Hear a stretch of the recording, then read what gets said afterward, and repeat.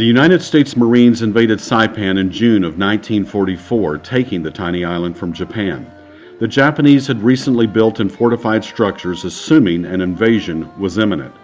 The battle for Saipan lasted a little over 3 weeks with heavy casualties in the Marines and the 105th Infantry, but it paved the way for the extraordinary show of determination in the war effort by the 73rd Bomb Wing. Almost 4,000 B29s were manufactured for the war, and most were stationed in the South Pacific, many on the Northern Marianas Islands. The bomber, the largest built during the war and used until 1960, made winning the war possible, though engine failures plagued the aircraft in the earliest months.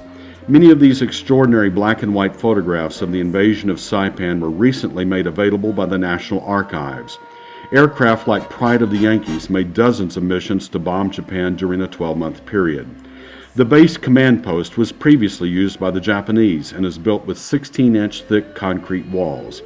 Heavy iron doors garrisoned the building against attack. A wood air control tower was built soon after the U.S. took control of the island. This is one of just a few color photographs of the command post. Today, the command building still sits near the runway of the former Isley Field. It is now the airport security building, still protecting, still serving.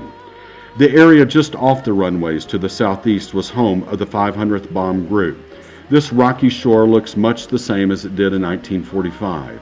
The foundations of many of the Quonset huts are hidden in the jungle undergrowth, now piles of concrete providing homes for animal life. An overhead photo of the living area of the 500th Bomb Group provides a clear picture of the density of Quonset huts, tent barracks, and aircraft. Buildings that were bombed during the U.S. invasion still stand today. Repairs of these thick walls are obvious when comparing photos from then to now. Concrete bunkers that once protected the island are today empty nests and provide an opportunity to see what it must have been like during the invasion. These strong fortresses provide a glimpse of the courage and determination of our soldiers. Standing in a bunker, this one near Lala Bay, one can almost hear our forefathers working together as a team. Now, they provide a careful watch over peaceful sunsets and shimmering bays. The sounds here are tropical birds singing along with the sound of lapping waters on a nearby shore. They watch over the thick green hillsides and provide hikers and visitors to Saipan a better understanding of the past. The beautiful bays and ocean shores welcome snorkelers, scuba divers, and fishing enthusiasts. Just strolling along the sandy shoreline is to enjoy a piece of heaven. Brilliant flame trees line many of the miles of beachfront roads. Each summer, these bursts of red and orange contrast the azure blue of the water along the western coast of Saipan. Forbidden Island, with its secret grottos and caves, is said to be haunted. Nearby, Bonsai Cliffs attract tourists from around the world to see where many Japanese civilians and soldiers jumped to their death rather than surrender in World War II. Monolithic memorials line the northern shore facing Japan as a tribute to their own soldiers. Today, it's a quick hop in a single-engine plane to visit Tinian, just across the southern tip of Saipan. Tinian, a low-populated island, is known for a deserted airstrip which gave Enola Gay and Boxcar their skyward lift to end the war. But now, Saipan and Tinian are places of peace and beauty. It is an extraordinary destination point for many living in Asia, but few from the U.S. visit it each year. Tropical flowers bloom everywhere, and the shores of the island are laden with coral formations and beautiful pathways. Hiking in this world of extraordinary beauty, is hard to believe that fighting and bloodshed once grasped the island. But peace lives here now, and it remains a place of great interest for Asians and Americans alike. The American Memorial Museum recounts the heroism of every soldier who served in Saipan. Soldiers like James M. Stafford, a navigator and bombardier. First Lieutenant Stafford lives in Garland, Texas today and is proud to have been a crew member of Pride of the Yankees aircraft.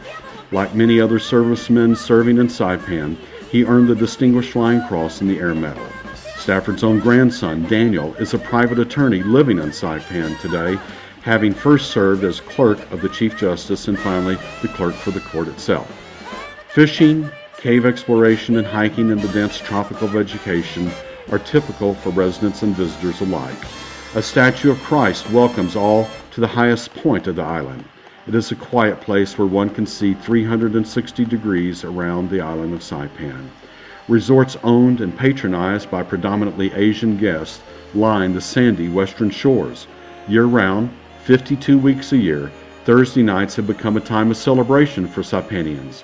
A street festival is held each week with dozens of food booths and activities.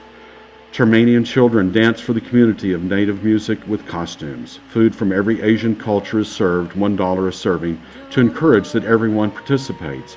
It is a weekly street party for the homegrown and visitors alike. Even boonie dogs join in the weekly celebrations. Saipan today is a world of beauty and sometimes hardship. Employment is often tentative, and non-tourist resources are sometimes short. But reminders are all around you in Saipan of its heritage and of its beauty.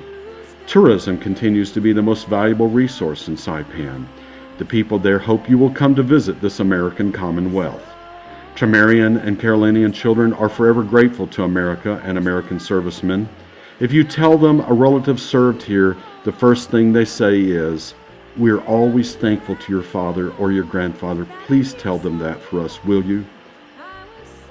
And families here in the U.S. pause on Veterans Day, birthdays, and in family celebrations to honor our heroes of the 73rd Bomb Wing who served in Saipan. Their courageous efforts freed the world and provided new hope. Their selfless efforts gave those living in the South Pacific, Asia, and Europe a reason to be joyful. Without members of the 73rd Bomb Wing, life may well be very different in a lot of places on the globe.